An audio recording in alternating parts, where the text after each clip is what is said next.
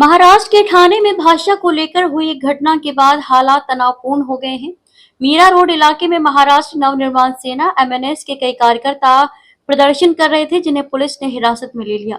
यह प्रदर्शन उस विवाद के बाद हुआ जिसमें कुछ एमएनएस कार्यकर्ताओं ने हिंदी बोलने वाले एक दुकानदार और उसके कर्मचारी को धमकाया और हमला किया था। घटना रविवार रात की है, जब मीरा रोड पर स्थित जोधपुर स्वीट शॉप के मालिक 48 वर्षीय बाबूलाल चौधरी और उनके कर्मचारी बघाराम के साथ 7 एमएनएस कार्यकर्ताओं ने मारपीट की। विवाद की वजह ये थी कि बघाराम ने हिंदी में बातचीत की थी, जिस पर एमएनएस कार्यकर्ताओं ने मराठी में बात करने को कहा। बाबूलाल चौधरी ने कहा कि महाराष्ट्र में कई भाषाएं बोली जाती हैं और हर किसी को अपनी भाषा बोलने का अधिकार है। इस घटना का वीडियो सोशल मीडिया पर तेजी से वायरल हुआ, जिससे विवाद और बढ़ गया। इस पूरे मामले की पृष्ठभूमि में एक बड़ा कारण ये भी बताया जा रहा है कि महाराष्ट्र सरकार ने पहले प्राइमरी स्कूलों में हिंदी भाषा को पाठ्यक्रम में शामिल करने की योजना बनाई थी, लेकिन बाद में इस फैसले को वापस ले लिया गया। इस फैसले ने भाषा को लेकर पहले से चल रहे मतभेदों को और हवा दी। इस विवाद के बाद एमएनएस कार्यकर्ताओं ने मीरा रोड पर रैली निकालने की कोशिश की, लेकिन पुलिस ने इसे रोक दिया।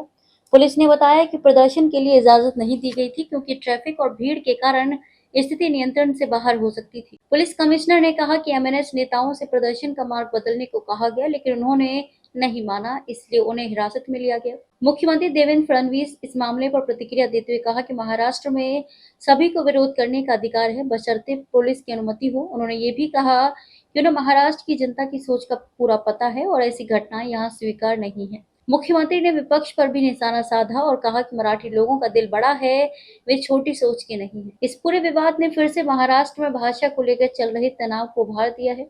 कई एमएनएस कार्यकर्ता इस बात पर जोर दे रहे हैं कि महाराष्ट्र में रहने वाले हर व्यक्ति को मराठी भाषा सीखनी चाहिए।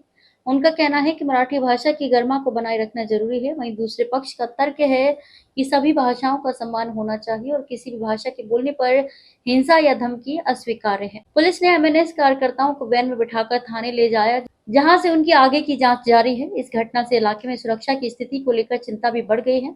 स्थानीय लोगों ने शांति बनाए रखने की अपील की है और प्रशासन से इस मुद्दे को सुलझाने की मांग की है। भाषा विवाद अब सिर्फ एक स्थानीय मुद्दा नहीं रह गया है, बल्कि यह महाराष्ट्र के सामाजिक सांस्कृतिक समीकरणों को चुनौती देने वाला विषय बन गया है। भविष्य में इस तरह के विवादों को रोकने के लिए आवश्यक है कि सभी समुदाय एक दूसरे की भाषाओं और संस्कृति का सम्मान करें तथा संवाद के जरिए समाधान खोजें।